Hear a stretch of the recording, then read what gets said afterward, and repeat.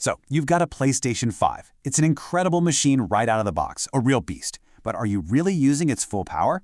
We're about to dive in and unlock its hidden potential, taking it from just a great console to an absolute monster. Let's get into it. We're going to cover everything, from the free software tweaks you can do in literally minutes to some serious hardware upgrades that'll give you a real competitive edge. Trust me, by the end of this, your PS5 is going to feel like a completely different machine.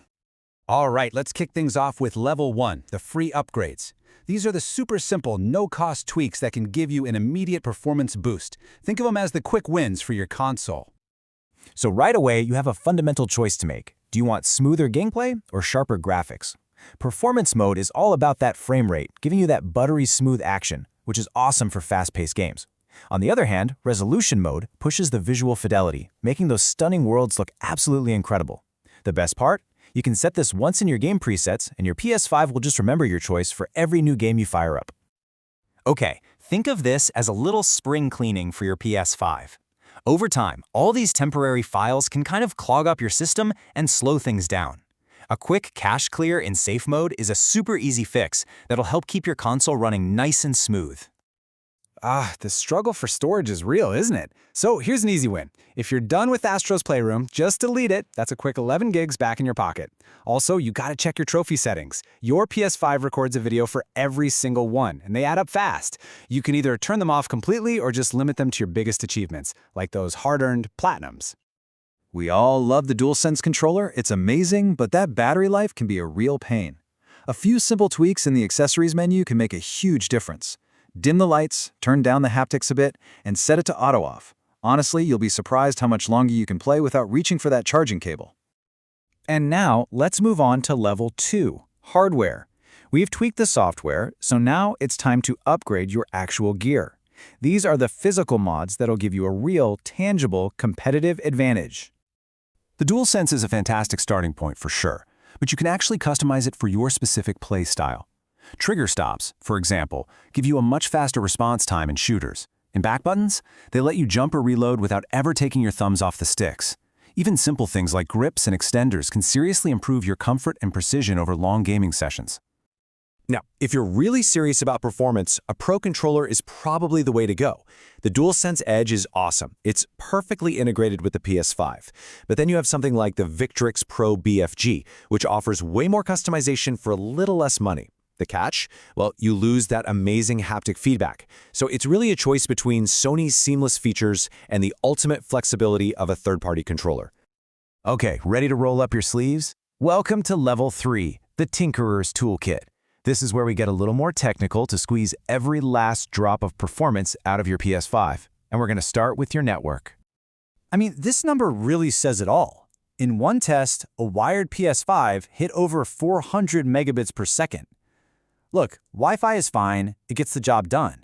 But for pure, raw speed and a rock-solid stable connection, you just can't beat plugging in an Ethernet cable. And here's what that speed actually means in the real world. Downloading a massive game like Destiny 2 was a full 15 minutes faster on a wired connection. Think about that. That's 15 minutes less waiting and 15 minutes more playing. It's a no-brainer. All right, here's a pro network tip for you. Your PS5 uses something called a DNS server, which is basically the internet's phone book. The thing is, your internet provider's default DNS isn't always the fastest.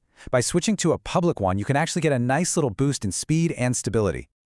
And here are the settings for two of the most popular options out there. All you have to do is plug these numbers into your PS5's network settings. Both Cloudflare and Google are super fast and reliable, and this simple change can make a real noticeable difference. So, we've talked about making space, but what if you could just add more? A lot more. The ultimate storage solution is putting in a second internal SSD. It's actually surprisingly easy to install, and you might never have to delete a game to make room for another one ever again. Now, hold on. You can't just use any old SSD. Sony has some specific requirements. It has to be a fast NVMe Gen 4 drive, and it absolutely needs a heatsink to handle all that heat. The Samsung 980 Pro and the WD Black SN850X are two really popular and reliable choices that get the job done. And that brings us to our final level. This one is for the brave, the unofficial frontier. And I have to give a huge word of warning here. This is risky stuff, and it is definitely not for everyone. We're talking about jailbreaking your PS5. The appeal of jailbreaking is, well, it's pretty clear.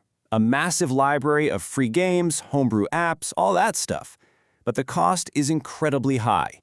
You will lose all online access to the PlayStation Network, and you run a very high risk of a permanent, irreversible ban from Sony. And just to really drive that point home, listen to this quote. If you do not do this, you put yourself at risk of a console ban, and no matter what you do, Sony will not unban that console. Seriously, a ban for jailbreaking is permanent. They will not reverse it. Your expensive online console effectively becomes an offline-only brick. So there you have it. That's the complete guide to upgrading your PS5. We've covered everything from the simple, free software tweaks all the way up to the super high-risk mods. There's really a path here for every single type of player.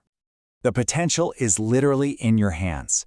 Whether you're a casual gamer just looking for a little more battery life, or a pro who needs every advantage, there's an upgrade waiting for you. So the question is, what's your first move going to be?